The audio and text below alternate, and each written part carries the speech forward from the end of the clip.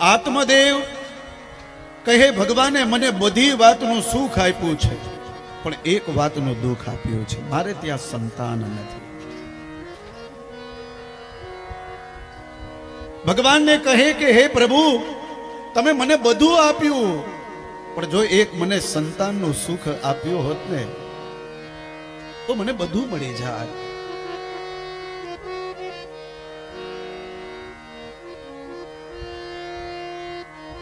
ધનાર્દમ ધર્મ માર્ગેણ તાભ્યામ નીતમ તથાપિ ચ ન પુત્રો નાપી વા પુત્રી તતશ્ચિંતાતુરો ભવાન. સંતાનનું સુખ નથી ને એટલે આત્મદેવ દિવસ રાત મનમાં ચિંતન કરે છે, વિચાર કરે છે કે એવા તો મેં શું પાપ કર્યા હશે કે મારા ભાગ્યમાં સંતાનનું સુખ નથી, નથી દીકરો કે નથી દીકરી, એવા તો શું પાપ કર્યા હશે. દિવસ રાત મનમાં સતત ચિંતન કરી રાખે અને આ ચિંતનને લીધે એ આત્મદેવ ખૂબ દુઃખી થાય છે. અને જ્યારે માણસ હૃદયથી અંદરથી દુઃખી થઈ જાય ને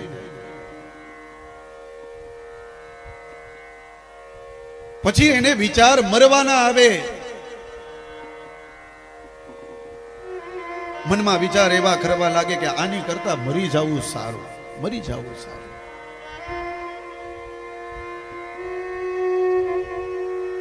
એક તો પત્નીનું દુઃખ ઘરમાં ઝઘડા કરે રાખે અને બીજું દુઃખ સંતાન નથી.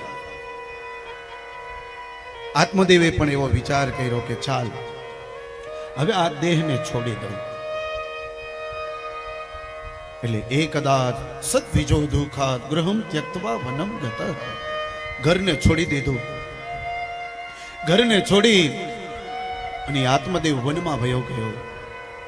મધ્યાહનનો સમય થયો, તરસ લાગી, એક નદીના કિનારે જાય, નદીના કિનારે જળ પીવે. જળ પીતા વિચાર આવે કે ચાલને આ દેહને આ જળમાં છોડી અને પ્રભુનું શરણ પ્રાપ્ત કરી લઉં.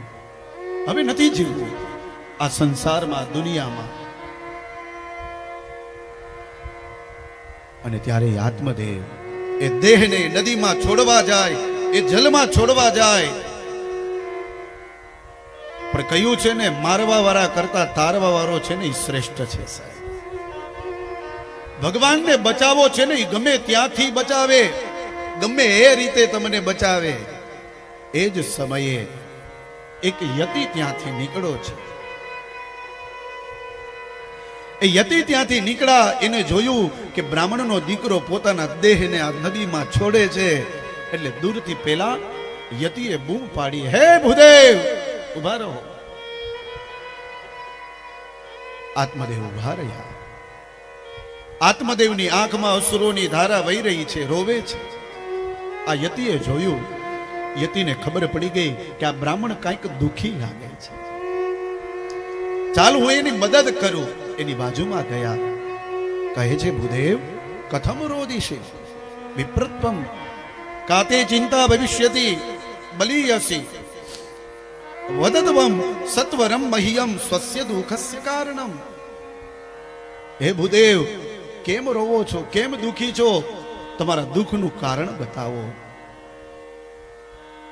તમે આટલા વિદ્વાન થઈ, આવા મહાપુરુષ થઈ અને તમે રોવો છો, શેનું દુઃખ છે જણાવો તમે. અને ત્યારે આત્મદેવ કહે છે કે હે મહાત્માજી, ભગવાને મને બધી વાતનું સુખ આપ્યું છે, એક વાતનું દુઃખ છે, મારે ત્યાં સંતાન નથી, બસ એ વાતનું દુઃખ છે. પેલા યતિ કહે બસ આવી નાની એવી બાબતમાં તું તારા આ પવિત્ર દેહને છોડે છે, આપઘાત કરવા જઈ રહ્યો છે. જે ભગવાને તને માનવ દેહ આપ્યો છે અને એમાં પણ બ્રાહ્મણના કુળમાં તારો જન્મ થયો છે, અને આ કુળને તું આમને વ્યર્થ જવા દઈશ, તારા દેહને છોડી દઈશ આ નાની એવી બાબતમાં. એ ભૂદેવ, આપ તો વિદ્વાન છો, હું આપને શું વાત કરું. પણ આપના ભાગ્યમાં સંતાનનું સુખ હશે ને તો મળી જશે, અને સંતાન નહીં હોય તો નહીં મળે.